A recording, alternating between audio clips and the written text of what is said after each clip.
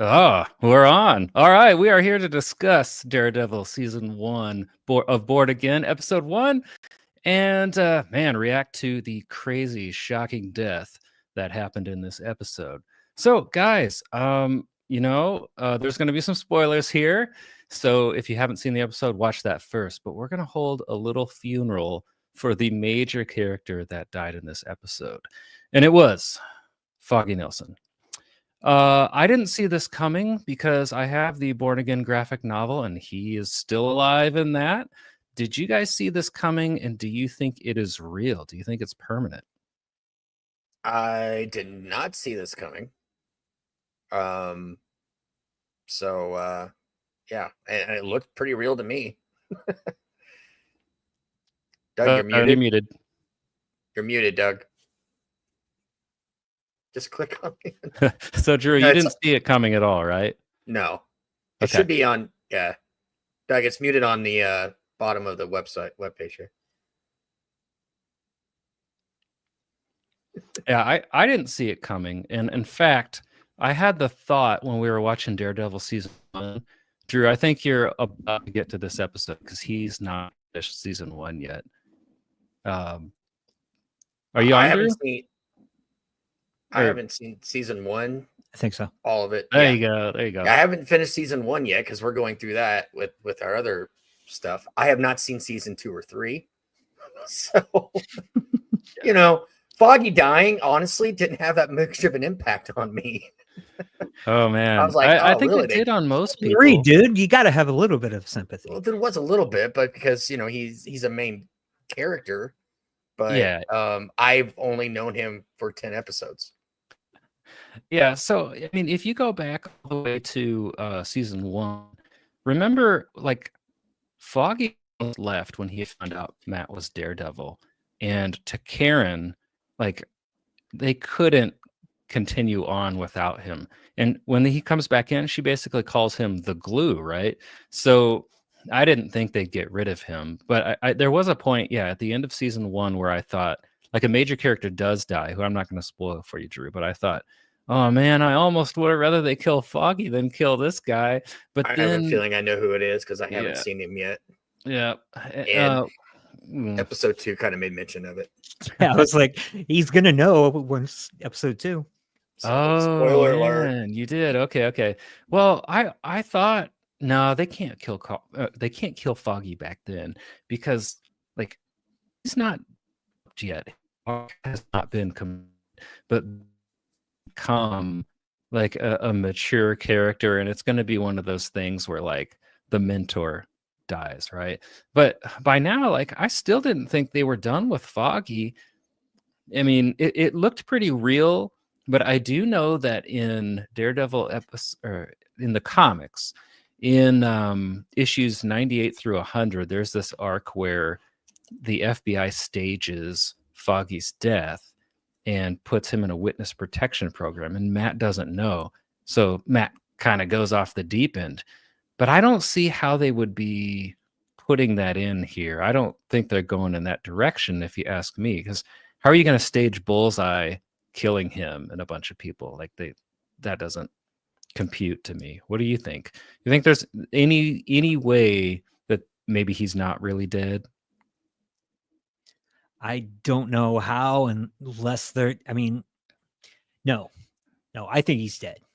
Because first, the only way he's not dead is if something happens in the multiverse.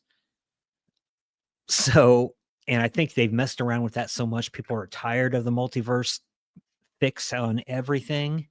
However, with, if this is going to be canon with the future of Marvel, you don't know what's going to happen in Secret Wars. I mean, everyone's going to show up to that one. So who knows? Foggy might come back then. Yeah. And there is one way that I thought of that maybe he could come back is if they tried to pull what Bruce Wayne does in The Dark Knight Returns, which was also written by Frank Miller, and so was Born Again, the comic. So it makes you wonder, but basically he took some kind of chemical or something that slowed his heart rate, like, extremely slow, and he was buried in a coffin, and then Robin digs him up. but they basically fake Batman's death at the end just to trick Superman. Mhm. So I could see maybe them. I don't see how they do it given the way Foggy died and who killed him. And Daredevil can hear the heartbeat, kind of like Superman, but he doesn't. So I just don't see how it's possible. Like, I mean, he was at the funeral. He So bled out on the street. yeah. So I think he's gone, which was more shocking for me, just the fact that he was a main character and he lasted 5 minutes. Yeah. So Well, yeah, you haven't seen season 3, but when that ends, like you think that they're gonna go off and be Foggy and Nelson and Paige Law now. And honestly, I was looking forward to seeing that. So it's kind of a bummer that we don't get to see that. So I kind of wonder if there's going to be some flashbacks because I heard that one of the execs tried to like kind of smooth over how fans were feeling, saying, "Well, Foggy's going to be back in Born Again season 2," and I'm like, "Yeah, flashback's not the same." So Right. I'm assuming there's no way they would spoil, his death being a fake out. So I'm assuming they're going to probably shoot some flashbacks. Which is tough because it looks like he's preparing for another role. I checked. He's not doing anything else right now, but he's a lot leaner. He looks like he's been working out. He's walking straighter than he was in the first 3 seasons. So Mm-hmm. to do a flashback of when he was kind of chubbier and long hair, I mean, you could see it in his face. You could see it in the way he walked. Yeah, You have I to don't know, chubby him man. up a little bit for that. Yeah, it's gonna be different. Well, okay, so let's have a little funeral then. Everybody share your favorite Foggy memory, and we'll put Foggy Nelson to rest. I loved him as the comic relief. He's played that character a lot. Drew mentioned it. When he was in Psych, his demeanor is just, he was the same as it was in here. Just little quips here and there. It's not like he's making jokes. He's just making sarcastic comments, and I find that funny. Yeah. R.I.P. I liked every scene at Josie's pub because I mean here he's this lawyer, but then when he went to Josie's, he acted like a normal dude that you could sit down and talk to about anything. Like, and I thought it was cool, that episode where he's pointing out everybody in the pub because Karen's afraid, and he's like, "No, I know these people," and he's like, "This guy looks rough, but he's a really nice guy." Like he knows all their backgrounds and what they do, and about who's a criminal that's trying to go straight and all that. So I appreciated him as just like the everyman character while everybody else is so serious. Yeah. So yeah, Drew, you've only had 10 episodes with Foggy. Do you have a reason you liked him or disliked him? I don't know. Well, how did you feel about him? I mean, probably the same thing that Doug said. It's just he had a little bit of humor here and there in the way he does it. It's very dry, not cracking jokes. His character, it seemed like a, overall a pretty good dude. Really cared about his friends and cared about doing what was right, and I think you can relate to him a little bit. So, yeah.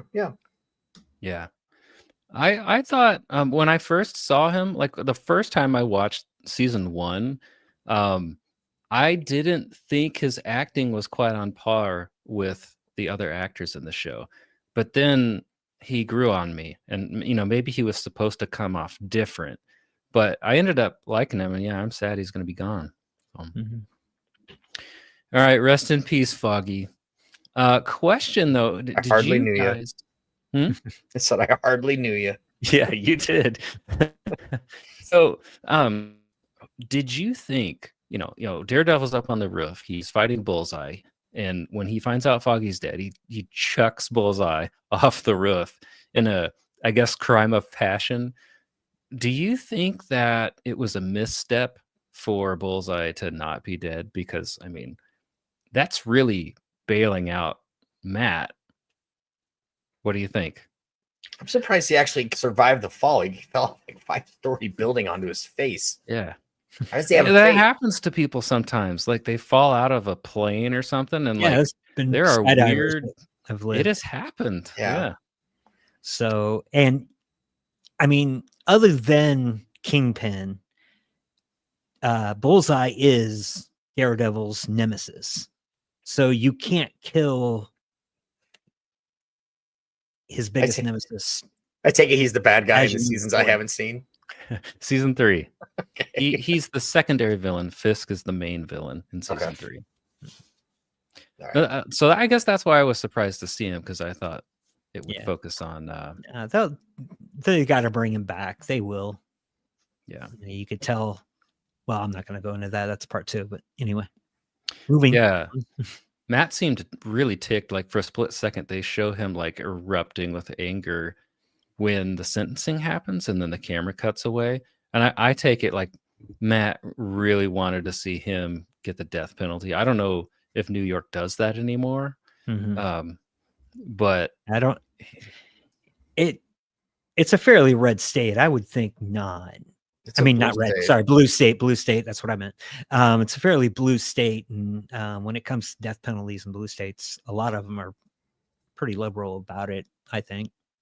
So, but again, I don't know for sure. I'm not saying that as a political commentary. I'm just saying that Yeah. New York seems like the type of state that wouldn't have the death penalty. okay, so maybe it's not because he didn't get the death penalty that Matt just Drew's got. looking it up Maybe it's right just now. the emotion. All but, I had like, to put in was does NY, and the first thing was have the death penalty. Everyone's wondering it after the show. It does not. It was declared unconstitutional in 2004. huh. Yep. I guess I don't know why Matt was so mad about. I mean, I guess this is the moment you wanted to see, and you're not satisfied because you can't I bring think he justice wanted to the him to situation. die. Yeah. I mean, Foggy wasn't his partner. He wasn't his friend. I mean, they were brothers. He lost his dad at a young age. He was in orphanage, and then he finally went to college and connected with somebody. And that has been his lifeline ever since he's been 18 years old. So he became a brother. That's the only the true family he's had for at least 15 years. And then Yeah, he gets murdered. he killed somebody get it. else, and I won't spoil who, but in season 3, Bullseye killed somebody else in Daredevil's circle. Daredevil didn't kill him, so there's a layer there that, like, oh, maybe if I'd done this sooner, I can Foggy wouldn't probably be- guess who that is too, since I haven't seen him yet. But he probably killed Father or the priest. You have to watch it. I'm pretty sure that's what it is. Did you read the plot No, spoiler? I'm just guessing because they haven't shown him yet, and it's been 2 Yeah, yeah. episodes. If he was still around, I'd guarantee he would have visited him by now. I knew you'd be Um, asking, like, where is he? Because I mean, they bring in the whole faith thing. This seems like something he would go to Father Right. Lantham for. Like it seemed like he would go to him because Lantham knew he was Daredevil, and he'd be like, "Hey, I'm giving it up because I almost crossed the line, or I did, and I got bailed out." But there's the song that plays in the scene after he throws Bullseye off the roof. It says, "I don't believe in a God who intervenes." Now, I think this is there. I don't know about you, but I think this is there to symbolize when he talked to Father Lantham in season 1. Like Matt was more thinking in the camp that things are predetermined. Why did God put the devil in me? And then Father Lantham was always trying to tell him, like, hey, man, you've got a choice. Like, God doesn't make you do these things. So, we talked about this quote. Lantham says, maybe God's asking you to summon the better angels of your nature. So I kind of think this is supposed to represent, okay, Matt understands this isn't predetermined. He has a choice if he kills or not. And he's not feeling like he can bear that responsibility anymore. He says something to Fisk like, I stopped being Daredevil because I feel like I lost the privilege to be a vigilante. Yeah, he said a line was crossed. Yeah. And, Yeah. I think he just, to do what he has been doing for the last 3 seasons, he can't cross that line. And he did. Even though he didn't kill him, he did end up crossing that line. And I think he was just like, okay, that's it. And I think he wanted Poindexter to be dead. Yeah. And truthfully, I think that's why Kate's gone too, is because, you know, why didn't you finish him? Why did you let why did this happen? I think that's why there's that disconnect between them. Yeah. Mhm. See, in the courtroom, I didn't get the sense that he was mad at the sentencing. The guy got 4 consecutive life sentences. And the way I was looking at it was he was, when something happens and you have to be quiet, but you're super excited or whatever, and you're kind of like, yeah, like yes, that's the way I took it. That he was almost celebrating that, like, get him. He's going 4 consecutive. He's never going to be free. Yeah, and if I remember that's how that, I like, took it. only part of his face is visible, right? Isn't half of his face out of the frame? So maybe It's that's like why I from had here trouble up, but you can reading. see him shaking. Like every time Yeah. she said it, he was like, almost Hmm. that. That's I how bet I you're interpret right. Because if New York didn't have the penalty, then he knows And he that's would on know the that. table. So, instead of saying, "Oh, you're getting 1 life," you're getting this 26 years to life with the possibility of parole, he would have been pretty upset. But 4 consecutive life sentences, he knows that this guy's never going to, be free again. Maybe. Well, yeah, that's the thing. I mean, he could I'm get on busted. I'm on the other gonna... side of this. I think he was mad. I think he just now knows it's done. It's finished. And he's known that he missed his opportunity for over a year now. But now that the gavel's hit, it's like, yeah, it's over. And he didn't get the justice that I think Daredevil hoped he would have. But personally, that's just the way I kind of saw it. Yeah. Especially with the conversation afterwards with Kate. Yeah, so it's kind of a Rorschach, huh? Yeah. What? Yeah, so yeah, I get why he wanted to quit being Daredevil, because I mean, if you possessed the power, like he's got, these abilities. If you possess the power to, take out people. I hate to quote that Spider-Man quote, but like great power comes responsibility. It's kind of like, when you're old, could you handle having or not using it? No. So he's given greater power than most people can handle, and he's feeling like, oh, I've seen too much, I'm too tempted to use it. I get why he would walk away. Now, he seems to take he shut himself off for a few weeks, and that's why Karen got upset. But in the comics, I believe in Born Again, the tension between them, some of it is because she actually sold his secret identity as Daredevil, and that they're not going that route here. Yeah, like in the series, like I don't remember what the Daredevil Year One thing was called, but Frank Miller is known for this famous Daredevil, and in it, the Karen character is a little bit different. Like, she's like a drug addict, and you're supposed to, she's maybe a little unworthy. So then here she betrays him and sells his secret identity. And they're not going that route here, because the character of Karen, they've taken her and made her more of a good character with a rough past. And I think they intend to stick with that from what I'm hearing, but we'll see. So yeah, I was I didn't know what to think halfway through this episode, because I thought it was well done, but I was bummed that we're not actually going to see any more of their law practice, and that Karen is not in New York. So that was a bummer. What did you guys think about that choice? Again, I just think they wanted to try to go a different way. The first 3 seasons were Netflix shows, so they didn't want to take all of their ideas and put them in. So I think they were just trying to clear house, I guess. But it's hard to say, because I just pulled up the IMDb page here for Born Again, and it shows that I kept calling her Kate, but Karen is what I meant to say, is in 17 episodes. Yeah, I know she's going to be in this more, because the studio has said that fans are going to be happy with the Karen arc. I'm like, well, then you're not going to write her out of the show in the first episode. Like Mm. they said they're going to do right by Karen, and fans are going to be pleased. So I am happy to hear that.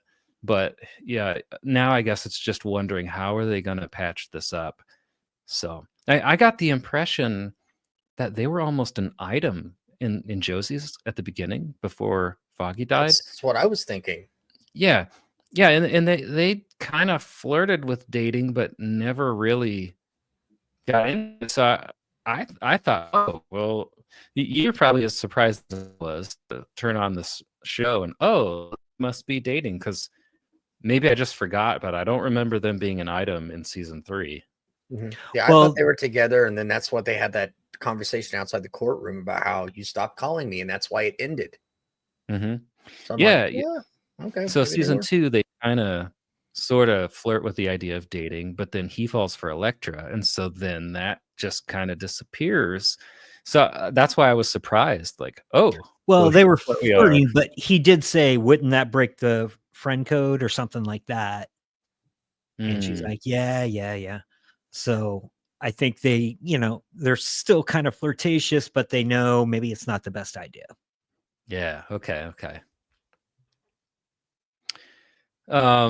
Oh, what did you think about the Fisk coffee scene?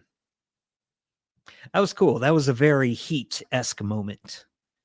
It almost felt like De Niro and Pacino sitting there, basically telling each of them, no, one's the cop, one's the bad guy. In this case, vigilante bad guy, and neither of them trust each other. They both know why they're there, to intimidate the other person, and yeah, it's just one of those cool moments where it's the good guy and the bad guy peacefully talking, but at the same point making very noticeable threats.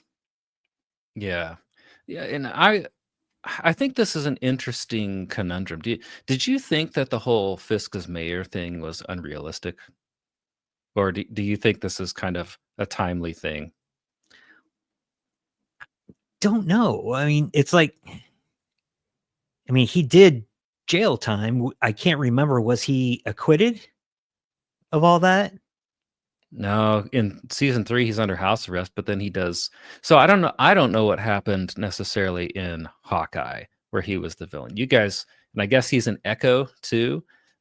In Echo has this ancient power, the ability to like heal people, and we're talking about his psychological trauma. She gives him the option to be healed of his childhood trauma.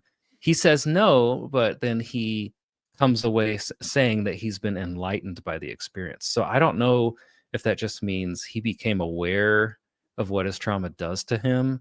And so I think at first I thought when the episode starts, we're supposed to be wondering if Fisk is really going to be good or bad. But it just seems like everybody's going to know he's going to be turning bad. So now I think they're going to slip little hints in to mess with your head, or just show you like the fun of him turning bad. But this is not in the Born Again comic either. It's from a 2017 run. And I do wonder, I mean, they take lines like, like kind of the man on the street thing. They take things that people around here and like in America say about our current situation. Cause like, I mean, I'm not going to get into sides or anything, but just objectively, people were wondering how Trump was going to be able to run, having some business court issues and things like that. So I don't know if they're toying with real-time events because they think it's relevant, but it's just kind of interesting. That's the kind of thing that Frank Miller would do. And I guess he didn't write the mayor storyline. Ed Brubaker did. So. Yeah, but I mean, I can see where they would try to tie something in to maybe some current events. You have with Fisk being a millionaire, and now he's running political office. Well, it's what we've got in real life. And again, when you talk about he served jail time, our current president did get convicted of 34 felonies for fraud. So he didn't serve jail time though, but you could maybe he is looking at current events and going, hey, this is a story. We could put this into it and see how it could play out this way. Maybe Fisk really is trying to be better. Maybe he doesn't have any, evil plans going on right now, because he's letting his wife do all that right now. But maybe he really is trying to make a better turn. We don't know. So Yeah, is she running a racketeering, like a protection pretty much circus? Yeah. Yeah. So this is definitely still illegal stuff. So he tries to get elected through with illegal money, but that no one can connect, or that no one can find out, right? It appears legal, but it's not, is my understanding. Right. And that's why he doesn't want her around, because if there's any connection between that, it's going to make him look bad. But her not being around is also making him look bad. So, yeah. I we almost soon thought find that she didn't want to be his, item again. Like they're married, but she's very hurt that he disappeared. And when, I guess it is this first episode where he shows up, right? Where he sees her for the first time. Yeah. Okay, because I watched 1 and 2 back to back, or right after the other. It's kind of hard to remember. But I looked at her face and I thought, oh, she doesn't really want him back. She almost feels trapped, like this isn't what she wanted to get back into, but that I felt like she thinks she has no choice. I don't know if that's because of he steers the control, or maybe she's afraid of it. What did you read? We don't really know, but like looking at her face, what did you think? So I couldn't really fully understand it, because she said something about how you left. Yeah. Was that him going to jail? No. So I missed about stuff. So I have no idea. So Doug, you go ahead and answer this one. We did too, I think, because like I don't think they showed this from my memory at the end of season 3. He just, Daredevil beats him, but we find out more in episode 2 about the details there. So, yeah, which we're going to talk about. I think she next. enjoys being the top dog right now, and now that he's back, she's not going to get to do it. I think she's always been like that, though. Even when they first met, she knew what she was getting into, and she's just like, I'm okay with this. So again, I've never read any Daredevil, except I do have the Born Again, but I haven't even touched that yet. So I don't know much about a lot of it. I know a few different things. Few honestly, characters showed up in this first episode too. So I mean, so far to me, it looks like they're using the Born Again imagery to, borrowed that title to show that Daredevil's been reborn as a new person, and he's just Matt Murdock now, and Kingpin is maybe born again, or supposedly, or maybe this is going to be about Daredevil reemerging, and that's what Born Again means. But it doesn't look to me like they're really going with the comic storyline yet. So we'll see. Yeah, I'm curious if Daniel Blake shows up in the comic book. Yeah, I don't know. I'm not sure how I feel about that character yet. Well, I happen to know, which I won't say anything. Okay, no but spoilers. It is completely different than what's happening here. Okay. Let's put it that way. Okay. Any last impressions on that coffee scene, or things that you're looking forward to finding out more about before we wrap up here? I really don't. I mean, I think they, again, it was a cool scene. Just letting each other know, I'm gonna take a small step back, but if you take a small step forward, then I will too. Yeah, it sets up the tension too, that Fisk may try to ban vigilante activities. Mm-hmm. Yeah.